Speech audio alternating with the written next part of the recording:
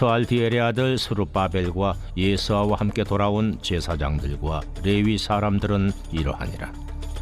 제사장들은 스라야와 예레미야와 에스라와 아마랴와 말룩과 핫두스와 스가냐와 르흠과 무레못과 이또와 긴느도이와 아비야와 미야민과 마아디아와 빌가와 스마야와 요야립과 여다야와 살루와 아목과 힐기야와 여다야니, 이상은 예수와 때 제사장들과 그들의 형제의 지도자들이었느니라.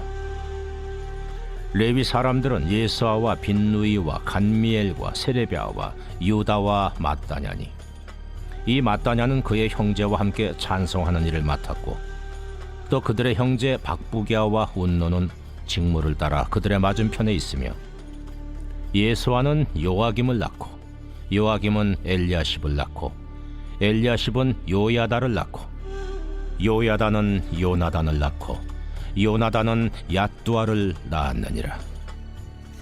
요야김 때의 제사장, 족장 된 자는 스라야 족속에는 무라야요, 예레미야 족속에는 하나냐요, 에스라 족속에는 무슬람이요, 아마랴 족속에는 여호하나니요, 말루기 족속에는 요나단이요, 스바냐 족속에는 요셉이요, 하림 족속에는 아드나요, 무라여 족속에는 헬게요, 이또 족속에는 스가랴요, 긴느돈 족속에는 무슬람이요, 아비야 족속에는 시그리요, 미냐민 곧 모아디아 족속에는 빌데요, 빌가 족속에는 삼무아요, 스마야 족속에는 여호나단이요, 요야립 족속에는 마뜨네요, 여다야 족속에는 우시요, 살레 족속에는 갈레요, 아목 족속에는 에벨이요, 힐기야 족속에는 하사비아요, 여다야 족속에는 느다넬리였느니라.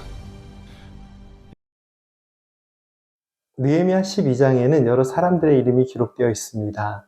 1절 말씀은 느헤미야 12장에 기록된 사람들의 명단이 1차 귀환 때 활약한 스룹바벨과 제사장 예수아와 함께 돌아온 제사장들과 레위 사람들의 이름을 기록하고 있음을 설명하고 있는데요.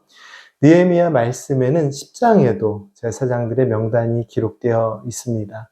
언약의 갱신에 참여했던 사람들 중에서 제사장들의 이름이 10장 2절부터 8절까지 나열됩니다. 오늘 본문 말씀에 기록된 이름들 한 사람의 역할이나 업적 등을 살펴보는 것에는 어려움이 있을 수 있겠지만, 오늘 이 말씀을 읽으며 또 묵상하며 우리는 한 가지 너무나도 중요한 의미 있는 내용을 확인할 수 있습니다. 먼저 바로 앞장인 11장 말씀을 읽어보면 이스라엘 백성들의 예루살렘 거주에 대한 이야기가 기록되어 있습니다. 간추려 정리해보면 이스라엘을 대표하는 지파와 종교인들이 예루살렘에 정착하였고, 백성들이 유다 영토 전역에 흩어져 정착하며 살아가는 이야기입니다. 그리고 이 12장 말씀에는 신앙의 리더들에 해당하는 제사장들과 레위 사람들의 명단이 기록되어 있는데, 우리는 이 명단을 통해서 예루살렘에 귀환한 공동체가 신앙 공동체, 그리고 믿음의 공동체, 나아가 예배의 공동체로 거듭나는 과정 가운데 헌신했던 리더들, 즉 종교 지도자들의 역할이 중요하였음을 확인할 수 있습니다. 예루살렘에 귀환한 백성들은 성벽 재건에 헌신을 다했습니다. 이미 지난 토요 새벽 기도를 통해서 나눈 내용이지만 성벽을 재건하는 일에 많은 헌신과 노력을 다했고 성벽은 재건되었습니다. 하지만 성벽의 재건과 함께 자연스럽게 신앙의 회복도 저절로 이루어진 것은 아닙니다. 성벽을 재건하고 완성하는 노력과 함께 에스라 제사장을 중심으로 영적 믿음의 삶의 재건을 위한 노력이 있었습니다. 그 영적 부흥 운동의 중심에는 에스라 제사장을 중심으로 말씀이 선포가 되고, 또 선포된 말씀이 기초가 되고, 또한 하나님의 말씀이 이끄는 회복과 부흥 운동을 경험했던 백성들의 모습들이 기록되어 있는데요. 바로 그 중심에 영적 지도자들의 헌신이 있었음을 오늘 말씀을 통해 확인할 수 있습니다. 수많은 제사장들과 레위인들이 하나님의 말씀을 듣고 따르고 또한 가르치고 열과 성의를 다하여 헌신을 다하였고 그 헌신은 백성들의 영적 회복의 은혜로 이어졌습니다. 여기 기록된 제사장들과 레위인들의 이름은 그들 한 사람 한 사람이 구원을 완성한 이름이라는 뜻은 아니겠죠. 그들이 감당했던 것이 무엇일까요? 구원의 능력이 되시는 여호와 하나님, 우리의 구원이신 여호와 하나님만을 높이고 예배하고 하나님의 말씀대로 살아가기 위해 수고하고 애썼던 종교 지도자들입니다. 아마도 성경 말씀에 등장하는 많은 사람들처럼 이들 한 사람 한 사람의 삶을 낱낱이 파헤쳐 보면 많은 부족함과 연약함이 드러날 것입니다. 여기 있는 이름의 사람들은 믿음의 완전한 자 또는 모든 행위에 완벽했던 제사장들과 레위 사람들이 아니라 예루살렘 귀환과 회복을 통하여서 하나님께 마음을 드리고 하나님을 위한 영광의 사역에 마음을 합하였던 사람들입니다. 그리고 그 은혜에 함께했던 사람들의 이름들, 즉 하나님의 말씀 안에서 깨어지고 회개하고 하나님의 영광을 위해 살기 위해 헌신하였던 제사장들과 레위 사람들의 수고와 헌신을 그들의 이름에 담아 말씀은 기록하고 있습니다. 바로 이 부분에서 우리가 함께 기억해야 할 또 하나의 중요한 내용이 있습니다.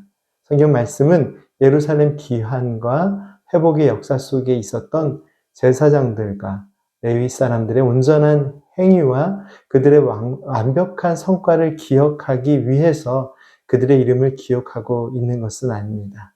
그렇다면 이들의 이름은 왜 여기에 기록되어 있을까요?